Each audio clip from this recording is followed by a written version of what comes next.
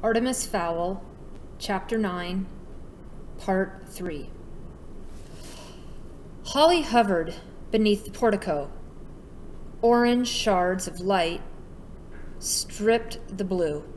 The time stop was starting to break up. There were only minutes left before route. Blue rinsed the whole place. Foley's voice buzzed in her earpiece. "Okay, Captain Short. The gold is on the way. Be ready to move." "We don't bargain with kidnappers," said Holly, surprised. What's going on here?" "Nothing," replied Foley casually. "Straightforward exchange. The gold goes in, you come out. We send in the missile, big blue bang, and it is all over." "Does Fowl know about the biobomb?" "Yep, knows all about it. He claims he can escape the time field." "That's impossible." "Correct." But they'll all be killed." "Big deal," retorted Foley, and Holly could almost see him shrug. "That's what you get when you mess with the people." Holly was torn. There was no doubt that Fowl was a danger to the civilized underworld. Very few tears would be shed over his dead body. But it was the girl, Juliet. She was innocent. She deserved a chance. Holly descended to an altitude of 6.5 feet, head height for Butler. The humans had congregated in the wreckage that used to be the hallway. There was disunity between them. The LEP officer could sense that.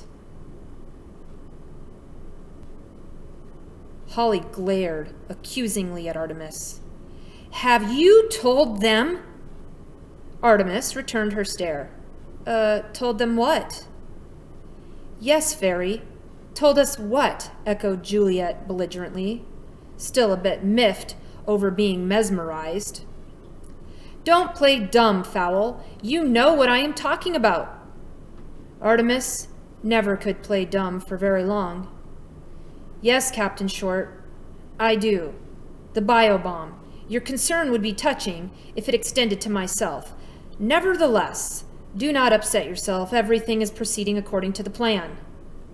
"According to the plan?" gasped Holly, pointing to the devastation surrounding them. According to the plan? Was all this part of your plan? And Butler almost getting killed? Was that part of the plan too? "No," Artemis admitted. "The troll was a slight blip, but irrelevant to the overall scheme." Holly resisted the urge to punch the pale human in the face, again turning instead to Butler. "Listen to reason. For heaven's sakes, you cannot escape the time field. It has never been done." Butler's features could have been etched in stone. "If Artemis says it can be done, then it can be done." Butler's features stayed the same. But your sister, are you willing to risk her life out of loyalty to this felon?" "Oh, Artemis is no felon, miss. He is a genius. Now please, remove yourself from my sightline. I am monitoring the main entrance." Holly buzzed up to 20 feet. "You're crazy. All of you. In 5 minutes, you'll all be dust. Don't you realize?" Artemis sighed. "You've got your answer, Captain. Now please, this is a delicate stage in the proceedings." "Proceedings? It's a kidnapping. At least have the guts to call it what it is."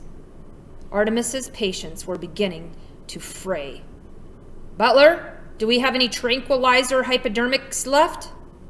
The giant manservant nodded, but didn't speak. At that precise moment, if the order came to sedate, he wasn't sure if he would or could.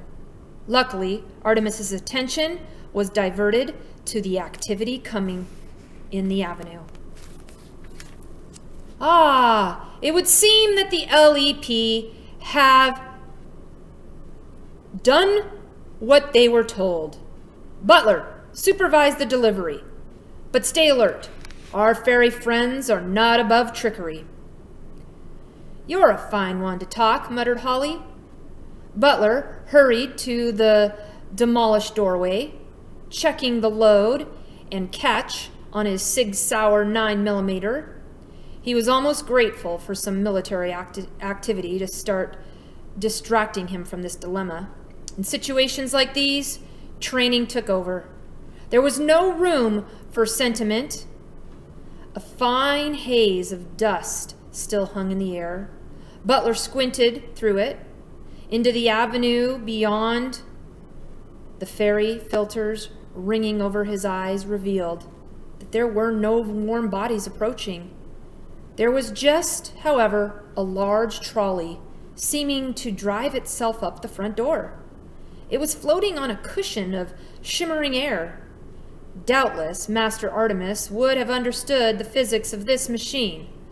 All Butler cared about was whether or not he could disable it. The trolley bumped into the first step. Automatic compensator! My foot! Snorted Root. Yeah, replied Foley. I'm working on it. It's the ransom! Shouted Butler.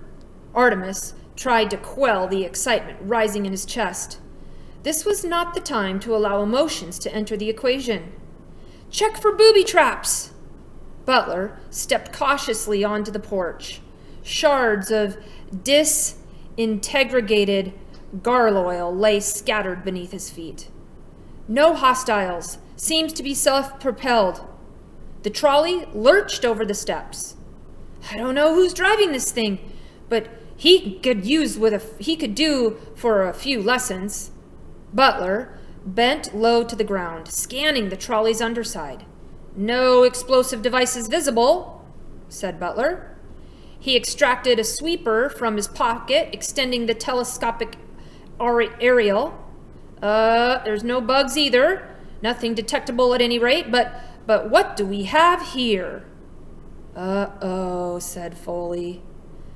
It's a camera. Butler reached in, pulling the fisheye lens out by the cable. Nighty-night, gentlemen. In spite of the load it carried, the trolley responded easily to Butler's touch.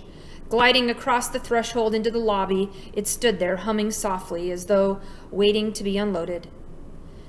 Now that the moment had come, Artemis was almost afraid to seize it.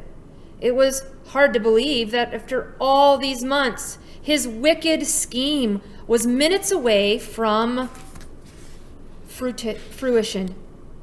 Of course, these last few minutes were the vital ones and the most dangerous. Open it, he said at last, surprised at the tremble in his own voice. It was an irresistible instant.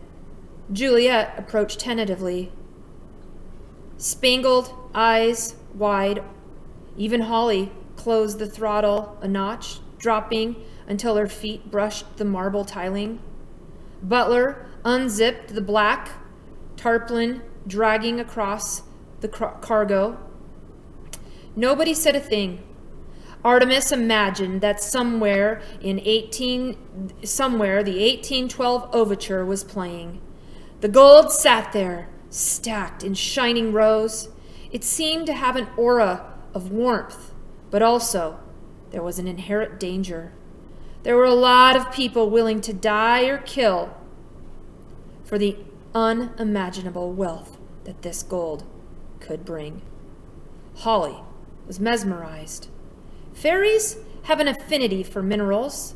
They are of the earth, but gold was their favorite. Its luster, its allure. Holly breathed. Wow. They paid. I can't believe it. Neither can I, murmured Artemis. Butler, is it real?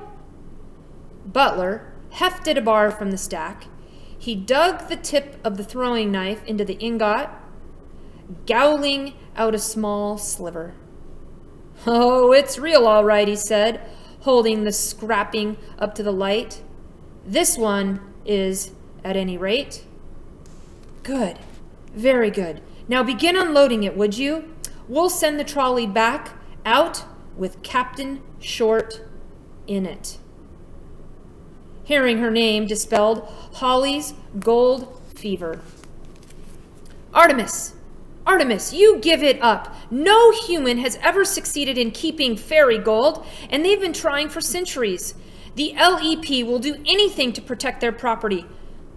Artemis shook his head, amused. "I've told you." Holly took him by the shoulders. "You cannot escape. Don't you understand?" The boy returned her gaze coolly. "I can escape, Holly. Look in my eyes and tell me I cannot."